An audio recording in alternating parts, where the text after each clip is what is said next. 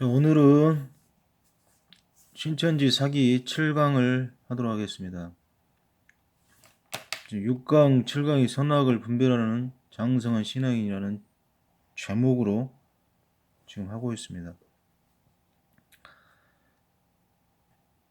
지금 여기에도 보니까 자기들은 선이고 결국은 일반 정통 기독교는 악이라는 그런 입장을 지금 가르치기 위해서 이 강의안을 지금 쓰고 있는 것 같습니다. 자기들은 하늘이고 우리 기독교는 땅이고 자기들은 성령이고 구원과 영생이 있고 참목자 진리 성경적인 것이라고 지금 제시를 해놨어요. 그리고 땅은 우리 정통 기독교를 말하는데 악령이고 천지를 짓지 아니하신 미혹 멸망 거짓 목자 비진리 성경적이지 않은 것으로 좀 제시해놨어요. 이 사이비 이단들은 선과 악을 항상 이분법적으로 분별을 시킨다고 했어요.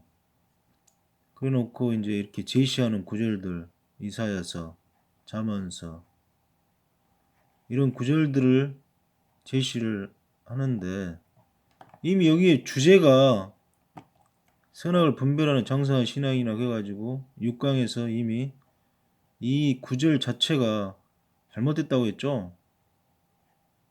이 선악을 분별하는 장성한 신앙이라는 이 주제가 이미 잘못됐다고 했어요. 6강이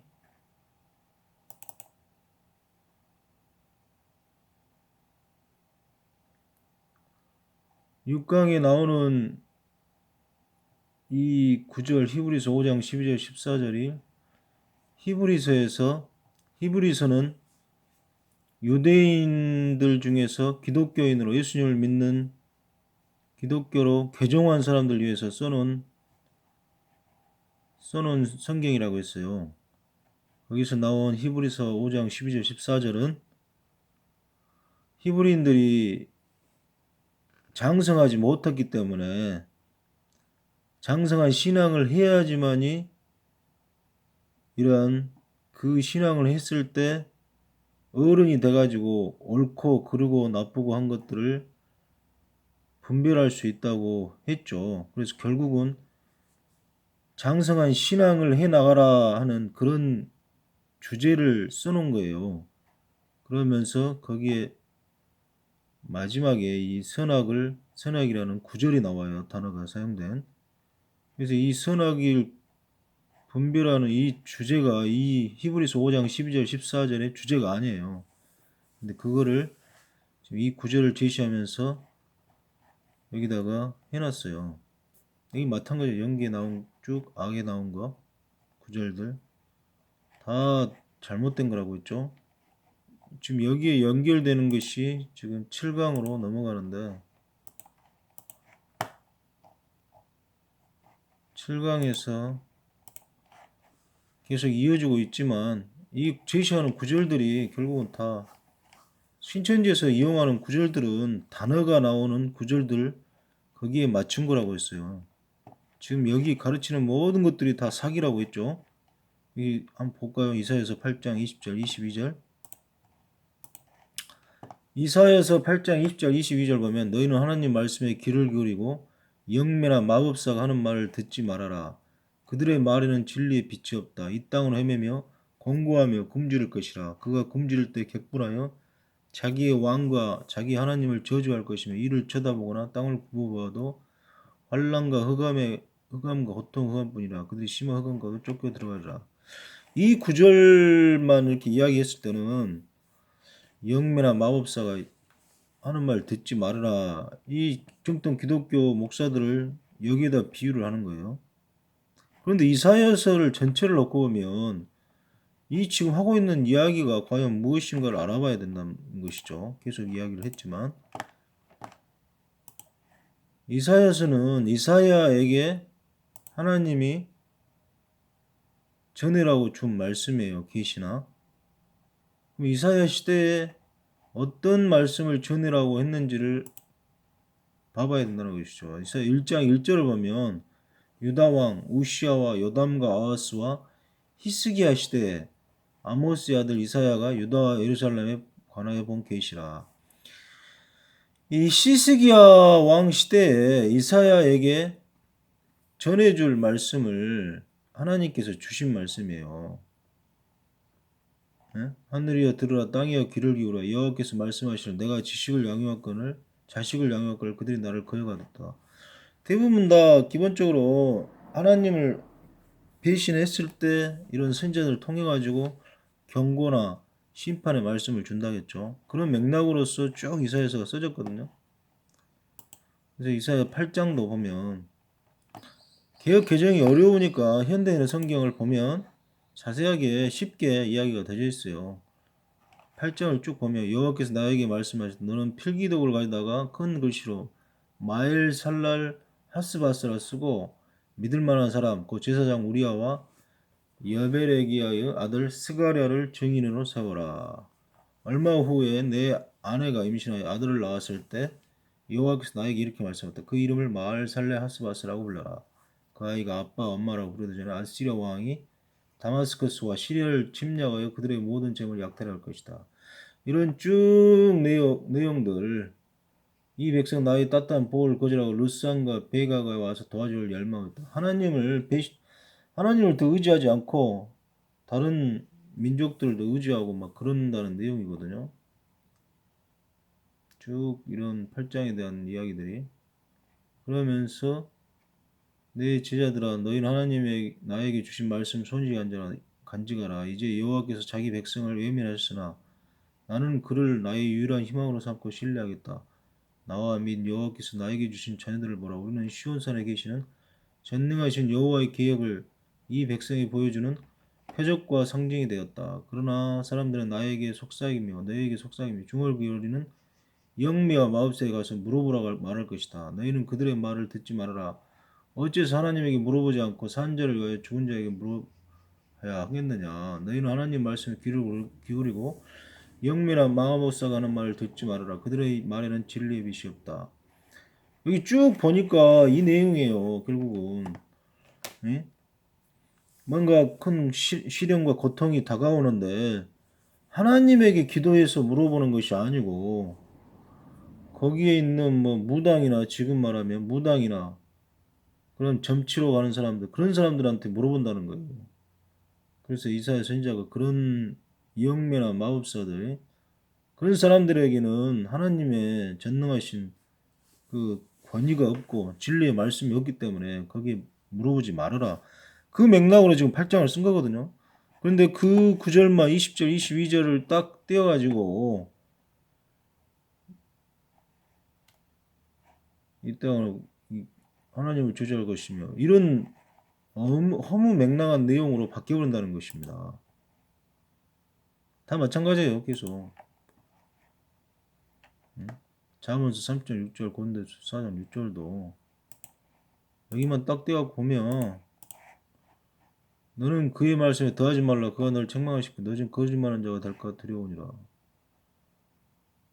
이제 내가 너희를 위하여 이 일에 나와 아볼로 들어서 본을 보였으니 이는 너희로 하여금 기록된 말씀 밖으로 넘어가지 말라는 것을 우리에게서 배워 서로 대적하여 교만한 마음을 가지게 하지 말게 하렵니다.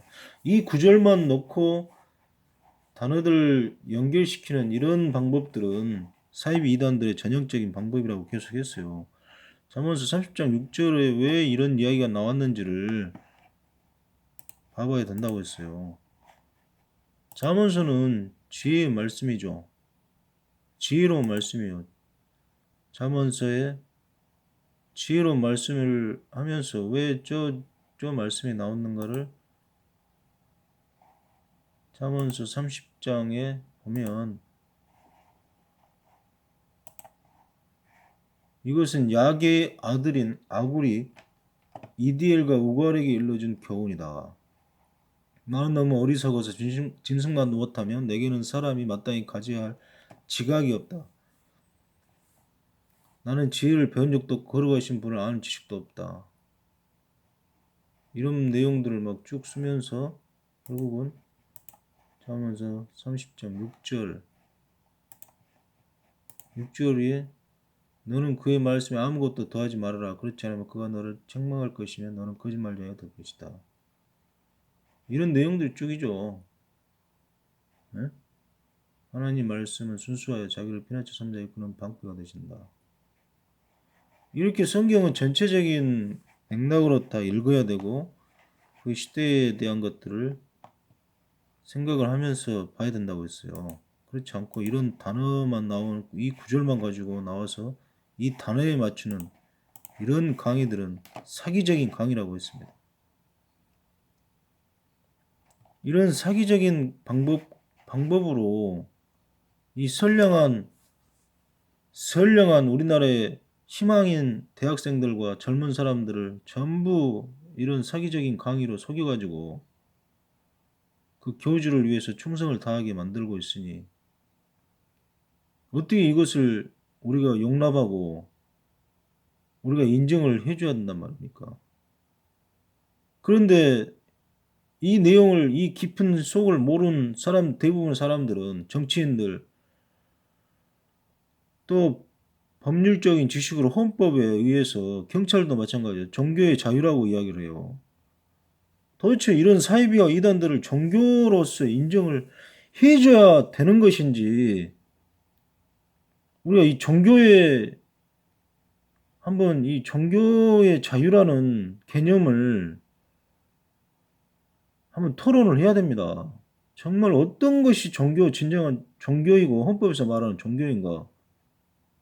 이렇게 사기적인 강의를 가르쳐 가지고 교주를 죽지 않는 사람으로 믿고 자기들을 구원해 줄 사람으로 믿고 거기 교주를 위해서 모든 것을 청춘을 다 바치고 있고 그거를 인정을 해줘야 한다는 것인지.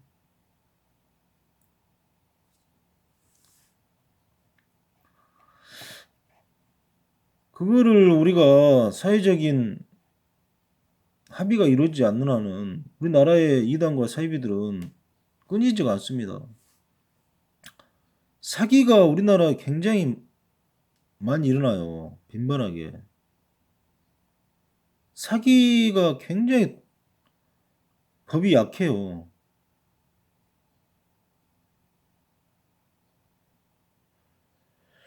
우리나라는 법을 집행하는 사람들이 굉장히 이 깊은 속 내용에 대한 것들을 보고 판단을 해야 되고 판결을 해야 되는데 대부분 그냥 언론도 마찬가지고 우리 정통 기독교에서 사이비 이단이라고 판결을 내리는 이유가 다 있어요. 그냥 내리는 게 아니에요. 이렇게 구절들 단어만 나온 이것을 강의라고 하면서 이렇게 가르치면서 정통 기독교는 전부 거짓 목자, 비진리, 성경적이지 않은 것을 가르치고 결국은 미혹하고 멸망하는 것이다. 자기들은 참목자이고 여기 제시하는 이 성경 구절들 다 전부 이 내용이 아닌데 이렇게 하면서 단편적으로 단어가 나오는 이 성경 구절로 미혹을 시키고 현혹을 시켜가지고 그렇게 믿게 지금 계속 강의를 한다는 거예요.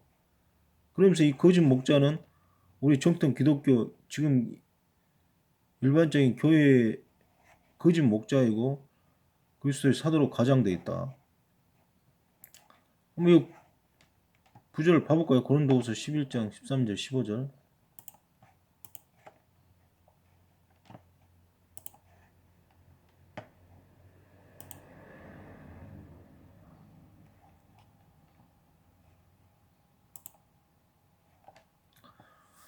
고린도 전후서는 1장 1절을 보면 하나님의 뜻으로 말미암아 그리스도 예수의 사도된 바울과 형제 디모데는 고린도에 있는 하나님의 교회와 또 온 아가야에 있는 모든 성도에게 하나님 우리 아버지 주 예수 그리스도로부터 은혜와 평강이 있기를 원하노라.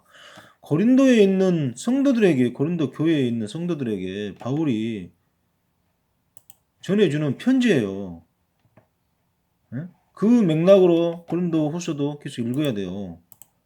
그런데 고린도후서 11장 13절 15절 보면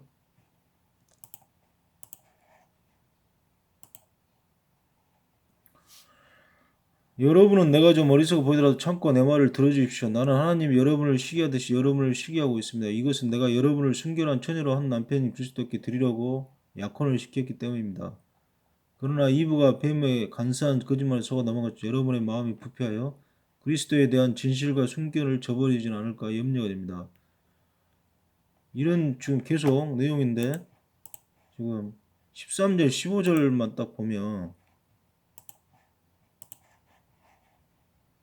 그런 사람들은 거짓 사도여 속이는 일꾼이 자기를 그리스도의 사도로 가장하는 자들이나 이것은 이상한 일이 아니라 사탄도 자기를 광명에 쳐서 가장하느니 그러므로 사탄의 일꾼도 자기를 의의 일꾼으로 가장하는 것이 또한 대단한 일이 아니니라. 이 구절만 딱 하면서 지금 일반 기독교가 에? 거짓 그리스도다, 거짓 사도요, 속이는 일꾼이고 자기를 그리스도의 사도로 가장하는 자들이다고 거짓 목자라고 이렇게 딱 이야기를 해버리면 이 단어만 나오니까 이 구절만 보면 맞는 말이죠. 그러나 전체적인 맥락은 그 내용이 아니잖아요. 내 소위 그리스도의 진실을 두고 말하지만 아가야 지방에서는 아무도 나의 이 자랑을 막지 못할 것입니다. 왜 그렇습니까? 여러분을 사랑하지 않기 때문입니까? 결국 그렇지 않습니다. 내가 여러분을 사랑한다는 것은 하나님도 알고 계십니다. 나는 지금까지 해온 일을 그대로 계속 밀고 나가겠습니다. 이것은 거짓 사도들이 노리는 기회를 주지 않고 그들도 우리처럼 보수를 받지 않고 일하는 것을 자랑하도록 하기 위한 것입니다. 그들은 거짓되고 속이며 자기를 그리스도의 사도로 가장하는 사람들이나 이것은 이상한 일이 아닙니다. 사탄도 자기를 비춘 사도로 가장합니다. 지금 이 내용이 고린도 교회에 와서 고린도 교회 성도들을 속이는 거짓 사도들에 대해서 이야기를 하고 있는 것이잖아요.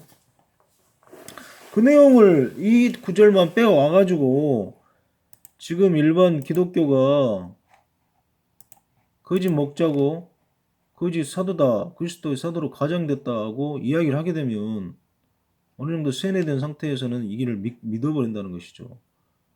이거 마태복음 7장 15절도 마찬가지고요. 마태복음은 마태가 예수님을 보고 쓴 성경이단 말이에요. 데살로니가 2장 4절 여기도 마찬가지고요. 데살로니가에 있는 교인들에게 쓴 편지라는 거예요. 요한복음도 요한이 보고 쓴 예수님을 보고 쓴 성경이라는 것이죠. 그래서 이런 이제 강의 방식으로 전부 이렇게 계속 듣게 되면 결국은 정상적인 신앙인이 될 수가 없다는 것입니다. 정상적인 신앙인이 되지 못하면 어떻게 되겠습니까? 이 사회에 어떤 문제가 올까요? 이 사람들이 이렇게 거짓말적인 강의를 이걸 진짜라고 믿고 그 교주를 진짜 구세주로 믿고 메시아로 믿는다면 그 교주가 하는 이야기를 듣고 오직 충성하면서 거기에 빠져가지고 살 수밖에 없어요. 모든 거 다 팽개치고. 그러면 그 인생은 누가 책임져 줍니까? 그 인생이 올바른 인생을 계속 살 수가 있을까요? 정말로 그 실체를 한번 파악을 해봐야 됩니다. 사이비 교회를 한 사람의 인생이 그곳에 이렇게 세뇌돼가지고 다니면서 자신의 모든 인생을 다 버리고 그곳에 충성하게 되면 결국은 어떻게 되는가? 그걸 조명을 해봐야 돼요. 물론 그곳에서 다니면서 잘 되는 사람들도 있겠죠. 그곳에서 결혼시켜주는 사람들과 또 맞아가지고 그렇게 다니는 사람도 있어요. 그러나 대다수의 사람들이 이렇게 정상적인 강의가 아닌 내용을 가지고 그곳에서 정상적인 것이 아닌 것을 정상적으로 믿고 간다고 생각을 했을 때는 그건 분명히 명백하게 법적으로 사기가 아닙니까? 사기라는 것은 속이는 거잖아요, 결국은. 이 강의 자체가 지금 이 내용, 성경 구절이 이 내용이 아닌데 이 내용이라고 하면서 계속 속여가고 있는데 이게 사기가 아니면 무엇이 사기단 말입니까?